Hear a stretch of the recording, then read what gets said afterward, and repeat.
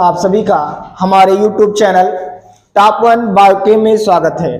आज हम इंटरमीडिएट और 10th क्लास में भी इन रोगों के बारे में क्वेश्चन किए जाते हैं। तो आज हमारा चैप्टर जो है वो है मानव स्वास्थ्य एवं रोग। आज हम मानव स्वास्थ्य एवं रोग के बारे में जानेंगे।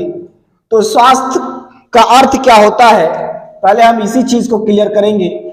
स्वास्थ्य का अगर अर्थ की बात करें तो वो शारीरिक रूप से मानसिक रूप से और व्यवहारिक रूप से अगर वो व्यक्ति स्वस्थ है या उसका संतुलन बना हुआ है तो उसे हम स्वस्थ मानते हैं। दूसरा जो मेन कारण है, उसके कार्य करने की जो क्षमता हो वो उच्च हो। कार्य करने की क्षमता क्या हो? उच्च हो, तब भी वो व्यक्ति स्वस्थ माना जाता है। आइए हम रोग के बारे में जानते हैं। मानव में समान रोग क्या होता है? रोग क्या है? पहला वर्ड हमारा आता है रोग क्या है। रोग बेटा जो हमारे कार्यशीलता में या कार्य करने में रुकावट या बाधा उत्पन्न करते हैं उन्हें हम रोग कहते हैं। हमारे रोग क्या है? तो कार्यशीलता और रुकावट या बाधा उत्पन्न करते हैं, उन्हीं को हम रोग कहते हैं। स्टूडेंट्स, रोग को हमने डिवाइड किया दो भागों में। दो प्रकार के रोग होते हैं, एक हमारा संक्रामक रोग होता है और दूसरा हमारा असंक्रामक रोग होते हैं। तो रोग विद्यार्थियों दो प्रकार का होता है, एक हमारा संक्रामक रोग और दूसरा हमारा असंक्रामक रोग। जो संक्रामक रोग होता है बेटा, ये एक व्यक्ति से, संक्रामक रोग जो होता है विद्यार्थियों, वो आसानी से एक व्यक्ति से दूसरे व्यक्ति में फैलता है। यानी ये एक व्यक्ति से दूसरे व्यक्ति में ट्रांसफर हो जाता है, चला जाता है। ये छूने से भी हो सकता है। अगर आप पास में बैठे हैं, आपको खांसी आ रही है, छींक दिए तो उनके जो पोर है जो लिक्विड्स हैं उनके माउथ में चले गए, तो उससे भी हो सकता है। तो एक प्रकार की छुआछूत बीमारी भी इसे हम कह सकते हैं, संक्रामक रोग। यानी संक्रमण जो एक व्यक्ति से दूसरे व्यक्ति में फैलते हैं उन्हें हम संक्रामक रोग कहते हैं। अगर हम उदाहरण की बात करें तो सामान्य जुकाम, कॉमन कोल्ड जो होता है ये हमारा सामान्य जुकाम हो जाता है।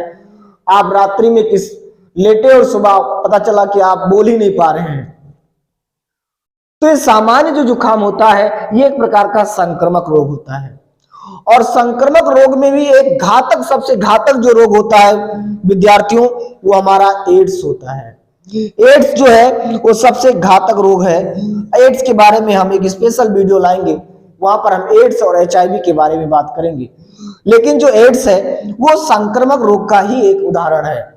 और जो हमारा सामान्य जुकाम है ये भी हमारा एक संक्रामक रोग का ही उदाहरण है। दूसरा असंक्रामक रोग। असंक्रामक रोग उसे कहते हैं जो एक व्यक्ति से दूसरे व्यक्तियों में नहीं फैलता है। एक व्यक्ति से दूसरे व्यक्तियों में नहीं फैलता है, उन्हें हम असंक्रामक रोग कहते हैं। जैसे कैंसर, बहुत लोग होते हैं जिसको कैंसर हो जाता है, उसको छुड़ा नहीं चाहते, ऐसा कुछ नहीं है। कैंसर हमारा असंक्रामक बीमारी है, संक्रामक बीमारी नहीं है। ये छुआछूत की बीमारी नहीं है, ये एक व्यक्ति से दूसरे व्यक्ति में नहीं फैलता है। मित्रों, तो दो चीजें आपको इसमें जानना है। पहला तो रोग क्या है? रोग जो हमारे कार्य करने में रुकावट पैदा करे। अगर हमको रोग हो जाता है तो हम कोई कार्य नहीं कर पाते, प्रॉब्लम हो जाती है, दिक्कत हो जाती है, कोई रोग नहीं कर पाते, कोई हम वर्क नहीं कर पाते हैं। तो रोग को हमने दो भागों में डिवाइड किया, एक हमारा संक्रामक रोग और दूसरा हमारा असंक्रामक रोग।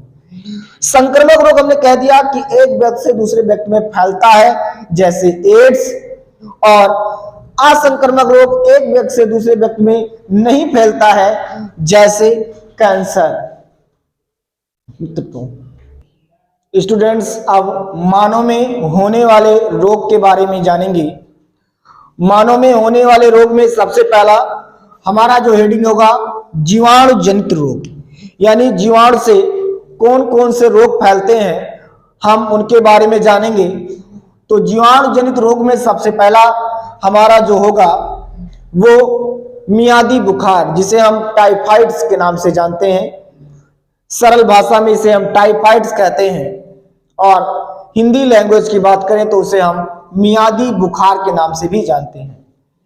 इसका जो रोगजनक होता है वो बिल्कुल कंफर्म है, अगर वो जीवाणु जनित है तो उसका रोग जो जनक होगा वो जीवाणु ही होगा स्टूडेंट्स, यानी बैक्टीरिया होगा।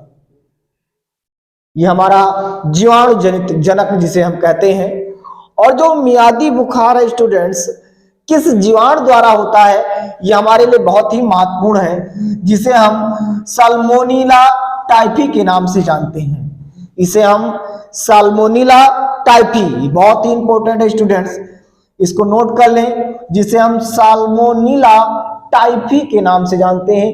ये जीवाणु है जो मियादी बुखार यानी टाइफाइड्स इसी के द्वारा होता है स्टूडेंट्स। माध्यम क्या है, कैसे ये फैलता है, इसका माध्यम क्या है, कैसे एक व्यक्ति से दूसरे व्यक्ति में कैसे जाता है या कैसे फैलता है, इसके बारे में जानिए। तो ये संदूषित जल, यानी जब हम कोई दूषित जल पीते हैं, शुद्ध जल नहीं पीते हैं, तो ये रोग हो जाता है। या हम भोजन ऐसा करते हैं जो खराब हो जाता है, भोजन उसको भी खा लेते हैं, तो उससे भी ये रोग यानी टाइफाइड्स हो जाता है स्टूडेंट्स। दूसरा, ये कौन सा अंग प्रभावित करते हैं? प्रभावित करने वाले अंग जो हैं ये छोटी आंत को प्रभावित करता है।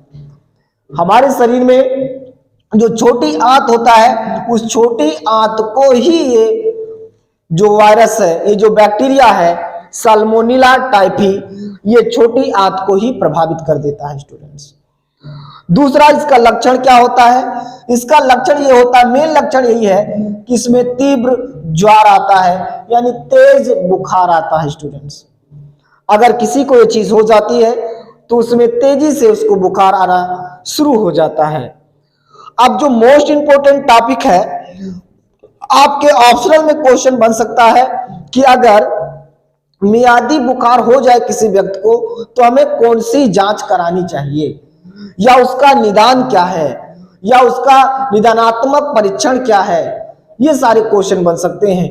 तो हमें वहां पर विडाल टेस्ट कराना चाहिए, यानी विडाल परीक्षण कराना चाहिए। विडाल परीक्षण से स्टूडेंट्स हमें पता चल जाएगा कि हमें टाइफाइड बुखार है कि नहीं है। तो हमें विडाल टेस्ट करा के इन चीजों को हम क्लियर कर सकते हैं स्टूडेंट्स। आप जानिए, मियादी बुखार साल्मोनेला टाइफी नामक जीवाणु के द्वारा होता है।